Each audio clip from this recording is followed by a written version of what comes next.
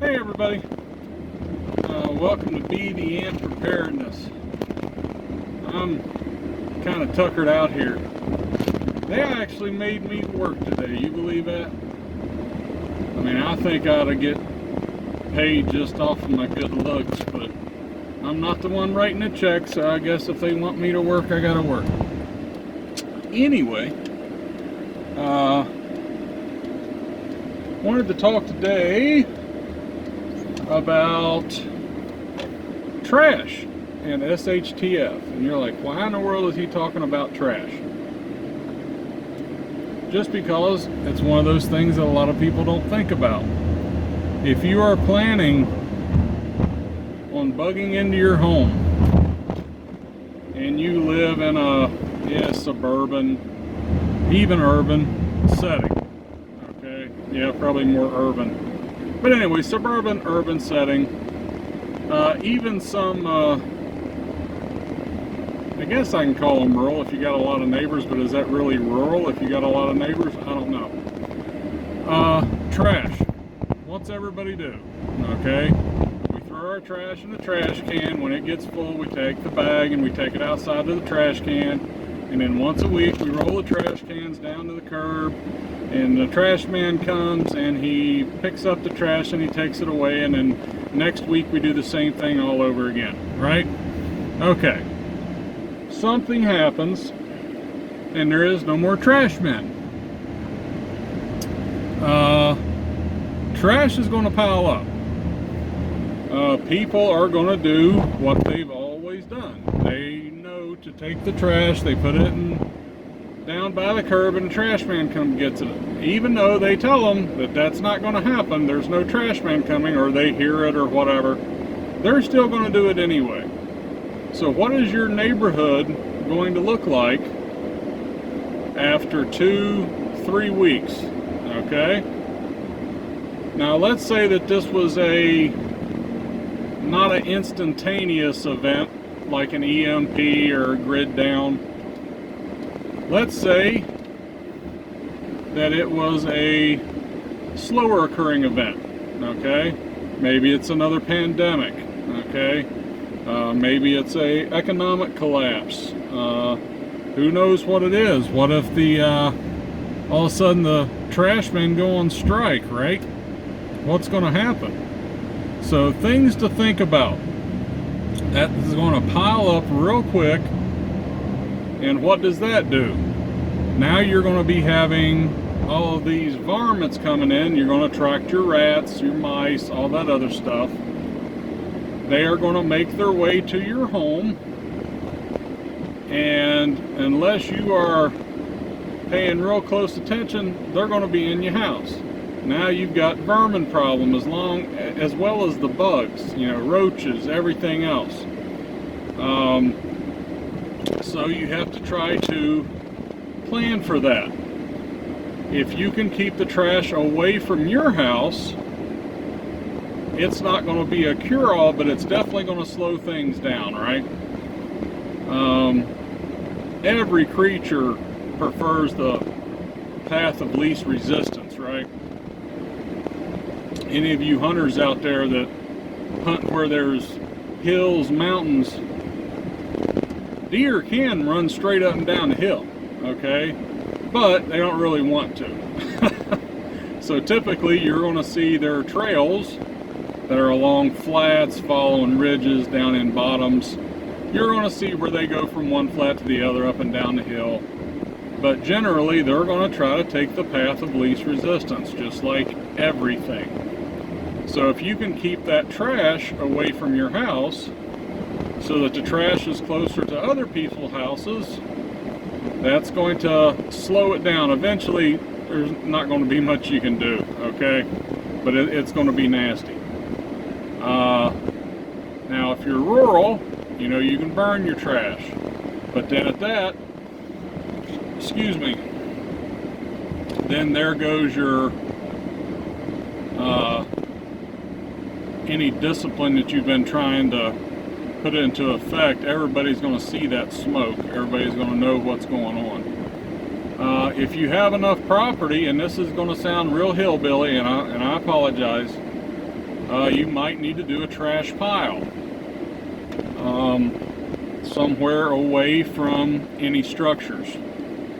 And if that's where you're throwing your food scraps and everything else, sit up there with a little 22 caliber air gun or a little 22 if you got a little silencer or something that's quiet. And as the critters come in to investigate, see what they can pick over, you got meat for the pot.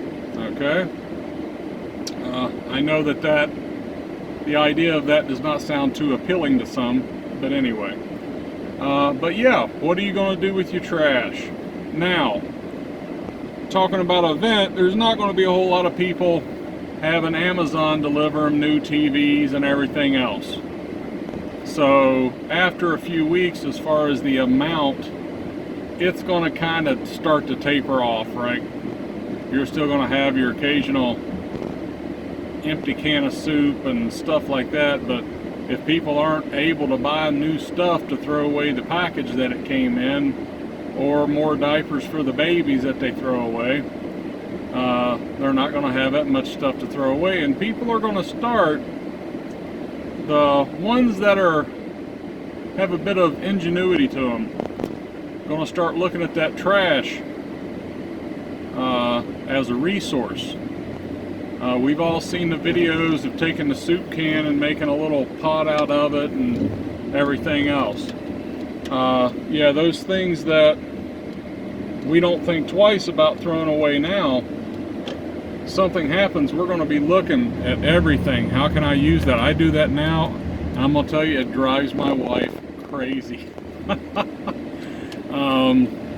So I have to succumb to her occasionally, and I'll empty some stuff out. But yeah, it's like I'm looking at stuff and I'm trying to figure out now, how can I use that can? How can I use that plastic from that package to do something? I'm looking at that stuff now and trying to figure out uses for it, so that when something happens, I've already got a general idea of what I can do with this stuff, right?